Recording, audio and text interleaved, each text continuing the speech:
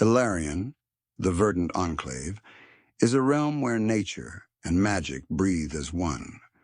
Beneath the silver crescent moon, the forests shimmer with living light, and the crystal lakes mirror the heavens. The capital, Sylthara, glows like a dream of silver and emerald, its towers grown from enchanted trees and silver-veined stone. Governed by a matriarchal council of druids and elven houses, Elarion stands as both a sanctuary of life and one of the greatest centers of magical innovation in the world. Silver, their sacred metal, embodies purity, reflection, and the eternal bond between the moon and the living earth, the realm of Elarion. The people of Elarion live in devotion to the Mother of the World, the divine spirit believed to have birthed all life. Every tree, river, and creature is her reflection. Every act of creation, a renewal of her love.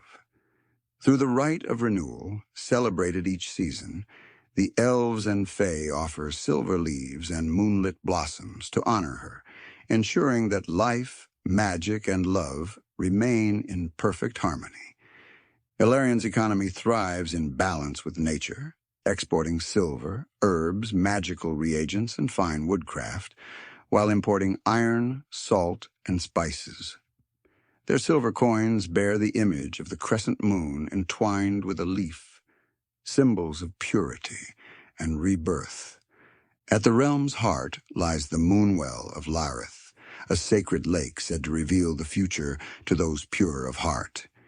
Its waters are the lifeblood of Elarion's mana, flowing through the land, its people, and the very weapons they craft. The Grand Academy of the Silver Bough. The Grand Academy of the Silver Bough, built upon the shores of the Moonwell, is the greatest magical institution in existence. Its living towers rise from the forest canopy, woven of silver branches and glowing vines. Over 60% of the world's mages study here, drawn by Elarion's mastery of elemental, spiritual, and chaotic magic. The Academy teaches that all magic flows from the Mother, that every spell, enchantment, and creation is an act of renewal and love. Its scholars seek not only mastery but harmony, blending art, nature, and arcane science into living works of power. Within the Grand University of Elemental Study, the disciplines are divided into distinct fields, each devoted to mastering a fundamental force of nature. Embercraft explores the essence of fire through pyromancy, solar flame, and volcanic conjuration, channeling heat and light into both creation and destruction. Tempest Arts governs the element of air, focusing on lightning, stormcraft, and wind manipulation to command the currents of the sky. Tidal Arts delve into the mysteries of water, blending cryomancy, mistweaving, and blood magic to shape both fluidity and frost. Stone Binding embodies the strength of earth, specializing in geomancy, metal transmutation, and crystal resonance to harness the solidity and endurance of the land. Verdancy represents the living force of nature, teaching druidic magic, spirit binding, and life restoration to sustain the balance of all living things. Celestia is devoted to light, where radiance, healing, and purification magic illuminate both body and spirit. The Veil Arts explore the depths of shadow, mastering gravity, void weaving, and temporal distortion to manipulate the unseen and the unknown. Beyond these elemental paths lies primal convergence, a rare and demanding discipline that unites the powers of earth, fire, water, and wind into a single harmonious force.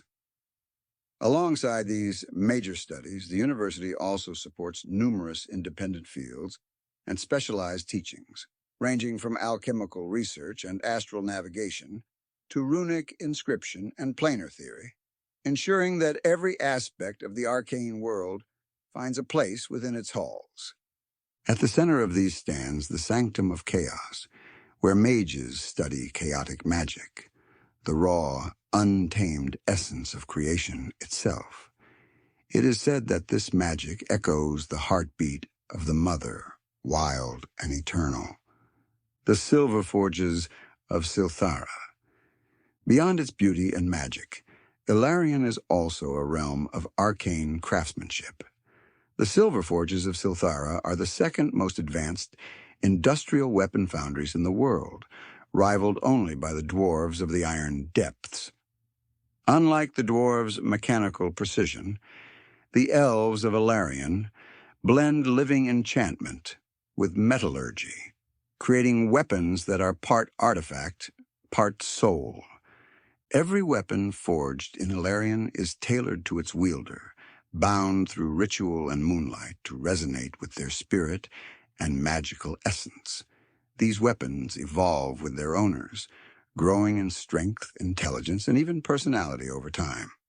Common enchantments include moon-forged blades that glow with lunar energy and can cut through spectral entities, verdant bows that sprout living vines, drawing arrows of pure mana, storm spears that channel lightning and respond to the wielder's heartbeat, crystal staves that store spells and amplify elemental resonance. Each weapon is a reflection of the wielder's soul, a living bond between elf, magic, and metal. The forging process itself is sacred, overseen by both druids and artificers who chant hymns to the Mother as the silver is shaped under moonlight. The 5 archmagi of the silver bow. 1. Archmage Elarion, Veilwind, master of lunar convergence and founder of the Celestium. He commands moonlight and gravity, shaping tides and celestial orbits through divine resonance. 2. Archdruidess Seralith Moonglin, High Matron of the Verdant Circle. She communes directly with the Mother's spirit, guiding the cycles of growth, decay, and rebirth. 3. High Enchanter Velisar Thorn, Lord of the Stoneheart Bastion, and a master of the Silver Forges, he pioneered the art of living weapons and crystal resonance. 4. Mistress Elenara Dorethiel, Dean of the Obsidian Vale, she commands shadow, dream, and time, teaching that even darkness serves the Mother's balance. 5. Grand Sorcerer Kaelin Duskfire, master of both the Ember Hall and Tempest Spire, Kaelin wields chaotic lightning and lunar flame, embodying destruction and renewal in perfect unity, legacy of the Enclave. Elarion endures as a realm of renewal, love, and living magic, a place where creation is sacred and every act of craftsmanship honors the Mother of the world. The Grand Academy and the Silver Forges together form the heart and hands of Elarion, one shaping minds, the other shaping miracles. Here, moonlight and mana flow as one. Every weapon forged, every spell cast, and every life renewed is a hymn to the eternal truth of Elarion, that love, creation, and magic are one and the same. Elarion's armies are among the most disciplined and magically advanced forces in the known world. Their soldiers are not mere warriors. They are conduits of the Mother's power, each trained to blend martial skill with elemental mastery. Mage legions form the backbone of the army, capable of unleashing storms of fire, ice, and lightning across the battlefield. These mages fight alongside wardens of the Silver Blade, ancient knights whose weapons are bound to their souls and infused with living enchantments. Every strike they deliver carries the resonance of centuries of training and divine craftsmanship. The Elarion war doctrine emphasizes precision, unity, and overwhelming magical coordination. Rather than brute force, they rely on elemental symphonies, orchestrated waves of magic that reshape the battlefield itself. Forests rise to shield their troops, rivers bend to drown their enemies, and the very air hums with moonlight and flame. To face the armies of Elarion is to fight the will of nature itself. Their military structure is divided into 5 orders of war, each representing an aspect of the Mother's power. The Order of Flame, masters of destructive fire and solar energy. The Order of Storms, commanders of wind, lightning, and tempest magic. The Order of Stone, guardians of the earth, wielding geomancy and metalcraft. The Order of Verdure, druidic healers and beast tamers who command living forests. The Order of Shadows, assassins and illusionists who strike unseen under moonlight. The royal army of the land stands as the enduring heart of the kingdom's power and protection, a force not merely of soldiers, but of spirit, discipline, and unity. For thousands of years it has defended the realm from all manner of threats, both mortal and monstrous, upholding the will of the crown and the safety of its people. Every soldier who bears its crest swears an oath not only to the monarch but to the land itself, vowing to protect its soil, its people, and its legacy. The army's presence is a living symbol of the kingdom's endurance, its banners flying high above citadels, battlefields, and borders alike. Training within the royal army begins in adolescence, when recruits are taught more than the art of war. They are taught history, loyalty, and the sacred code of honor that binds them. From dawn drills to midnight watches, discipline shapes every aspect of their lives. They learn to fight as one, to think as one, and to act as the embodiment of their nation's strength.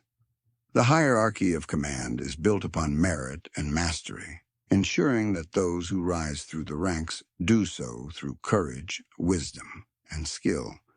When the army marches, it moves as a single, unwavering force, a testament to the unity of its purpose.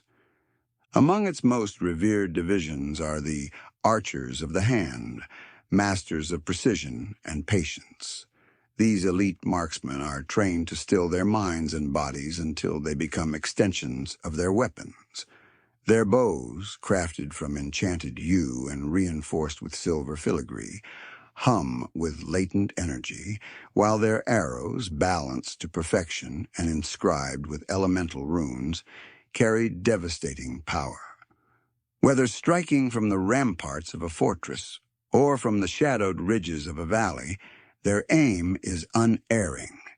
When the archers of the hand release their volleys, the air itself seems to tremble, and the battlefield falls silent in awe. The archer's role extends far beyond simple warfare. They are the eyes and reach of the army, capable of turning the tide of battle before the enemy even closes the distance. Their arrows can ignite, freeze, or shatter, depending on the enchantments woven into them by the kingdom's finest artificers. They are often deployed in small, coordinated units to eliminate key targets, enemy commanders, siege engineers, or spellcasters, before the main force engages. Their precision and discipline have earned them a near-mythic reputation, and their presence on the field is both feared and respected by all who oppose them. Complementing the archers are the rangers of the land, the army's vanguard and protectors of the kingdom's borders. They live and fight where its civilization meets the wild, among the forests, mountains, and plains that mark the edges of the realm. The rangers are the first to face the dangers that emerge from beyond: goblin raiding parties, marauding beasts, and darker entities that prowl the frontier. Each ranger is trained to survive and fight in isolation, relying on instinct, endurance, and the unspoken bond shared among their scattered brethren. Their curved swords, forged from tempered steel and gilded with gold, are designed for both elegance and lethality, while their silver-inlaid shields shimmer with protective runes that absorb and deflect blows. Life as a ranger is harsh and solitary, demanding both strength and sacrifice. They endure long months in the wilderness, often far from the comforts of civilization, yet they remain steadfast in their duty. Their knowledge of the land, its hidden paths, its shifting winds, its ancient ruins, makes them invaluable scouts and trackers. When threats arise, it is the rangers who sound the alarm first, engaging the enemy to delay their advance until reinforcements arrive. To the common folk living near the borders, the sight of a ranger's gleaming armor is a promise of safety, a sign that the kingdom still watches over them. The ranger's courage has become the stuff of legend. Tales are told of lone rangers standing against hordes of goblins, of small patrols holding mountain passes through nights filled with fire and storm. Their stories are passed down through generations, inspiring both awe and gratitude. Yet for the rangers themselves, heroism is not a matter of glory, it is duty. They fight not for recognition, but for the peace of those who will never know their names. In their silence and solitude, they embody the purest form of loyalty to the land they protect. Together, the archers of the hand and the rangers of the land form the living heart of the royal army. Their cooperation on the battlefield is seamless. The archers strike from afar, softening enemy lines, while the rangers close in with swift, decisive force. This harmony of precision and power defines the army's philosophy. Every strike measured, every movement purposeful. Through countless wars and generations, the royal army of the land has remained a symbol of endurance and unity. Its soldiers carry not only weapons, but the legacy of a kingdom that refuses to yield, standing eternal as the guardians of its people and the living embodiment of its strength. Every soldier, from the youngest apprentice to the oldest immortal general, carries a weapon forged specifically for them. These weapons are living extensions of their spirit, growing in power as their wielder's soul matures. The bond between elf and weapon is so deep that if one falls, the other fades into dust. Though Elarion's people are long-lived, ageless in truth, they are not invulnerable. They do not die of old age, but only through battle, poison, or corruption. This immortality has shaped their culture into one of serene arrogance. They see themselves as stewards of eternity, guardians of balance, and the rightful arbiters of the world's destiny. To outsiders, they can seem aloof, proud, and unyielding, yet beneath that pride lies millennia of wisdom and sorrow. Their government, the Council of the Silver Bough, is guided by judges of the moon, beings of perfect honesty and incorruptible spirit. These judges are chosen through divine trials at the Moonwell of Lareth, where only those whose hearts are untouched by deceit may serve. They rule with clarity and fairness, ensuring that truth and justice remain the pillars of Elarion's immortal society. Elarion's economy reflects both artistry and power. The realm exports enchanted weapons, silver, mana crystals, arcane fabrics, and living woodcraft, while importing iron, coal, rare minerals, and foreign spices.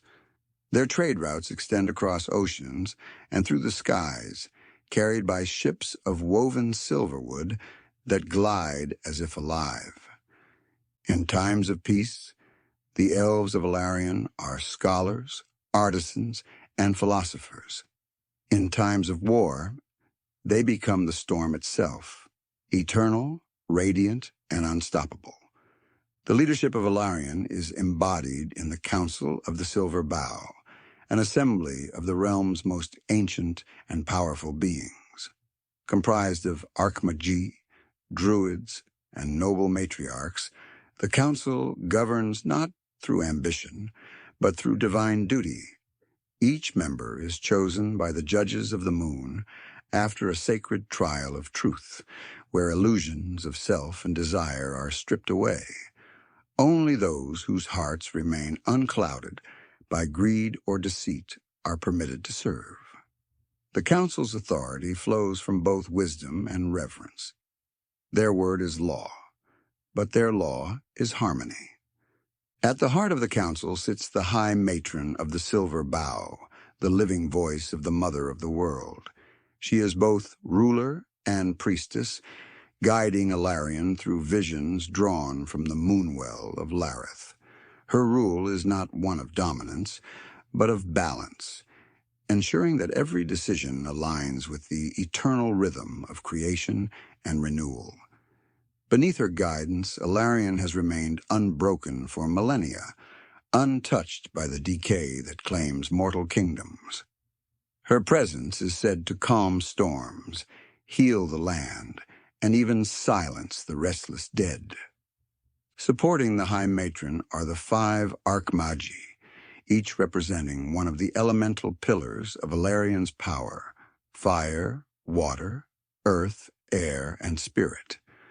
Together they form the Circle of Convergence, responsible for the realm's magical, military, and spiritual affairs. Their council chambers, carved within a living moonstone tree, are said to glow with the light of every spell ever cast in Elarion's history. The Archmagi are not merely advisors. They are the realm's guardians, bound by oath and enchantment to defend the Mother's will. Their unity ensures that Elarion's leadership remains eternal, a perfect balance of wisdom, magic, and divine purpose.